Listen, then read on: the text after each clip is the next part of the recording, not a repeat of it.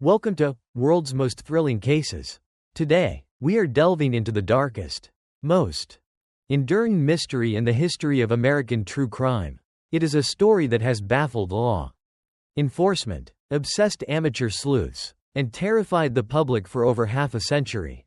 This is not just a tale of murder, it is a story of a phantom who hunted in the shadows, taunted the police with cryptic puzzles, and manipulated the media to broadcast his reign of terror to the world. He operated in the San Francisco Bay Area during the late 1960s, striking seemingly at random, leaving a trail of bodies and a legacy of fear. He gave himself a name that still sends shivers down the spine, the Zodiac. He claimed to have killed 37 people, yet his true identity remains the greatest unsolved puzzle in modern criminal history. Before we step back in time to the chilling nights of 1968, please take a moment to like this video, share it with your friends, and subscribe to our channel. Your support allows us to continue uncovering these thrilling mysteries. Now, let us begin the hunt for the Zodiac. The terror began on a freezing winter night just days before Christmas. It was December 20th, 1968. 17-year-old David Faraday and 16-year-old Betty Lou Jensen were on their first official date. They had promised Betty Lou's parents they would attend a Christmas concert at their high school, but instead, they drove to a popular local hangout known as a lover's lane on Lake Herman Road, just inside the city limits of Benicia, California. It was a secluded, gravel turnout near a water pumping station, pitch black and quiet. Shortly after 11 o'clock, another car pulled into the turnout and parked just 10 feet away from David's station wagon. The driver stepped out into the freezing air. He did not speak. He simply raised a .22 caliber semi-automatic pistol and began firing into the teenager's car. Panic erupted inside the vehicle. David and Betty Lou scrambled to escape through the passenger side door. Betty Lou managed to get out and sprinted desperately toward the road. As David emerged from the car, the assailant shot him point blank in the head. The killer then turned his attention to the fleeing girl. He calmly aimed and fired 6 shots at Betty Lou's back. 5 of the bullets struck her, dropping her lifeless to the frozen ground. The attack lasted less than 3 minutes. When a passing motorist discovered the horrific scene moments later, Betty Lou was already dead, and David was taking his final breaths. He would die shortly after arriving at the hospital. The Benicia police were baffled. There were no witnesses, no usable tire tracks, and no footprints in the frozen gravel. There was no robbery, no sexual assault, and no apparent motive. It seemed as though a phantom had materialized from the darkness, executed 2 innocent teenagers, and vanished back into the night. For months, the investigation went nowhere. The police could only conclude that a madman was on the loose. If you are already captivated by this chilling mystery, please hit that like button right now and make sure you are subscribed to World's Most Thrilling Cases. We are just getting started. 7 months passed. The fear surrounding the Lake Herman Road murders had begun to subside when the phantom struck again. It was the 4th of July, 1969. Midnight was approaching. 22-year-old Darlene Ferrin, a popular waitress, and 19-year-old Michael Mageau were parked in Darlene's car at Blue Rock Springs Park in Vallejo. Just 2 miles from the site of the first murders, they had noticed a light-colored car following them earlier, but Darlene had brushed it off. Suddenly, the same car pulled into the parking lot, stopped behind them, turned off its lights, and sat motionless in the dark. A few minutes later, it sped away, only to return 5 minutes after that. The driver parked slightly behind and to the right of Darlene's car. A heavy-set man stepped out, holding a bright flashlight. He walked up to the passenger side window. Michael, assuming it was a police officer checking on parked cars, rolled down his window and reached for his ID. Without a single word, the man raised a 9mm pistol and opened fire. The blinding flash of the muzzle illuminated the dark car as bullets tore through Michael's arm and Darlene's neck. Michael screamed and threw himself into the backseat. But the killer kept firing. He walked back toward his car, but when he heard Michael moaning in pain, he returned and shot them both again. Then, he casually got into his car and drove away. Despite being shot multiple times, Michael Mageau miraculously survived. Darlene Ferrin was not so lucky. She was pronounced dead at the hospital. Michael provided the police with the first physical description of the killer: a heavy-set white man, about 5'8", weighing around 200 pounds, with a large face and curly light brown hair. But the most chilling development occurred less than an hour after the shooting. At 12:40 a.m., the Vallejo Police Department received a phone call from a payphone located just a few blocks from their own headquarters. The dispatcher answered, and a low, monotonous voice spoke on the other end. "I want to report a double murder. If you go 1 mile east on Columbus Parkway to the public park, you will find kids in a brown car. They were shot with a 9mm Luger. I also killed those kids last year. Goodbye." The killer was no longer just a phantom, he was a voice on the telephone, taunting the police, claiming his victims, and demanding recognition. The connection between the two double shootings was now undeniable. A serial killer was hunting in the Bay Area. Are you shocked by the killer's brazen phone call to the police? Share this video with your friends and leave a comment below. What kind of mind commits such brutal acts and then calmly reports them? Let us know your thoughts. And don't forget to subscribe. Less than a month later, on August 1, 1969, the killer escalated his terrifying game. He sent 3 nearly identical letters to 3 major Bay Area newspapers: the Vallejo Times, the San Francisco Chronicle, and the San Francisco Examiner. The letters began with a chilling declaration: "I am the killer of the 2 teenagers last Christmas at Lake Herman and the girl last 4th of July. To prove he was the actual murderer, he provided details about the crime scenes that had never been released to the public, including the brand of ammunition used and the position of the bodies. But the letters contained something even more disturbing. Enclosed in each envelope was 1/3 of a complex cryptogram, consisting of strange symbols and letters. The killer demanded that the newspapers print the ciphers on their front pages by the following Friday.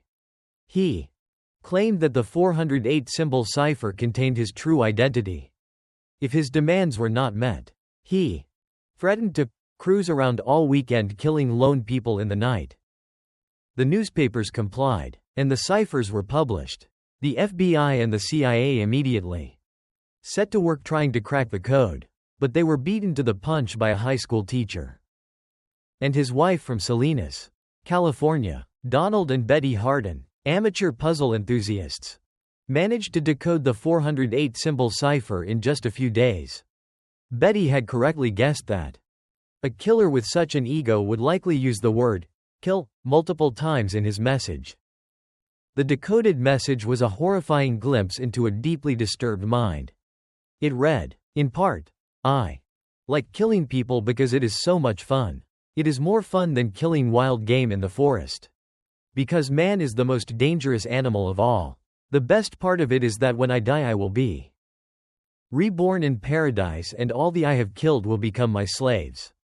The message was riddled with bizarre misspellings, but the intent was clear. However, the killer had lied about one crucial detail. The cipher did not reveal his name. The final 18 characters remained a garbled, unsolvable mess. 3 days later, the San Francisco Examiner received another letter. This one began with a salutation that would forever cement the killer's place in infamy. "Dear editor, this is the Zodiac speaking." He had given himself a name, and he signed the letter with a symbol that would become his terrifying trademark: a circle with a cross running through it, resembling the crosshairs of a sniper's rifle. The Zodiac was now a media sensation. He was no longer just a murderer, he was a supervillain playing a deadly game of cat and mouse with the authorities and the public. And he was far from finished. If you are finding this deep dive into the Zodiac killer fascinating, please hit that like button right Now and subscribe to World's Most Thrilling Cases. We have so much more of this dark tale to uncover. September 27, 1969. It was a beautiful Saturday afternoon at Lake Berryessa, a popular recreation area in Napa County. 20-year-old Brian Hartnell and 22-year-old Cecilia Shepard, both college students, were relaxing on a blanket on a secluded peninsula. The sun was shining, and the lake was peaceful. Suddenly, Cecilia noticed a man watching them from behind a tree. As he stepped out into the open, the couple froze in terror. The man was wearing a bizarre, handmade costume. It was a black, square-topped executioner's hood that draped down over his shoulders, with clip-on sunglasses covering the eye holes. On the chest of the hood, drawn in white paint, was the Zodiac's crosshair symbol. He held a .45 caliber semi-automatic pistol. He spoke in a calm, measured voice, claiming he was an escaped convict from a prison in Montana, that he had killed a guard, and that he needed their car keys and money to flee to Mexico. Brian, trying to remain calm, offered the man his wallet and keys. The Zodiac then tossed Brian a bundle of pre-cut plastic clothesline and ordered Cecilia to tie Brian up. Once Brian was secured, the Zodiac tied Cecilia. Brian, still believing this was just a robbery, told the man he could take whatever he wanted. The Zodiac replied, "I'm going to have to stab you people." Without hesitation, he drew a long, heavy knife and plunged it into Brian's back. Brian screamed in agony as the blade struck him 6 times. The Zodiac then turned to Cecilia, stabbing her viciously 10 times as she fought for her life. The killer then calmly walked away, leaving the young couple bleeding profusely on the ground. He hiked up the hill to where Brian's car was parked. Using a black felt tip marker, he drew his crosshair symbol on the car door and wrote the dates of his previous attacks in Vallejo, followed by the date and time of the current attack, and the chilling words, "by knife."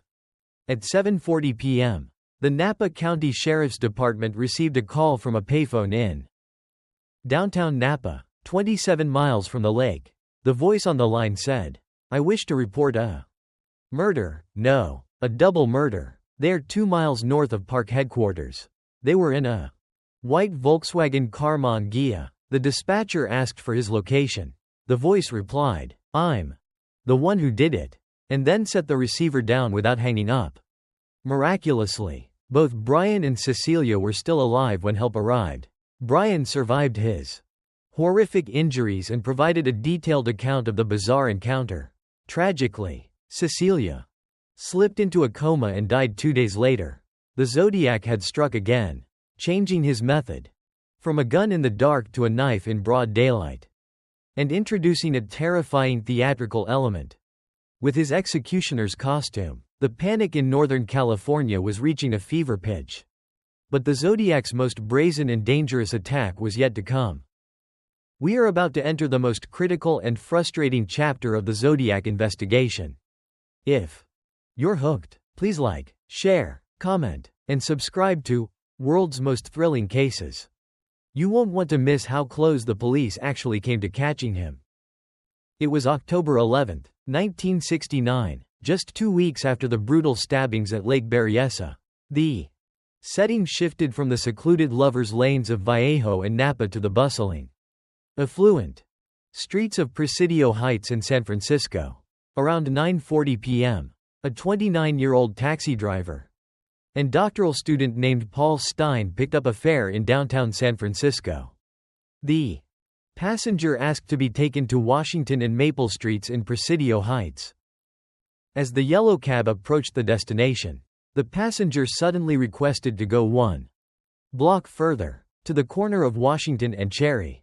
It was a quiet, dimly lit intersection. The cab pulled to the curb.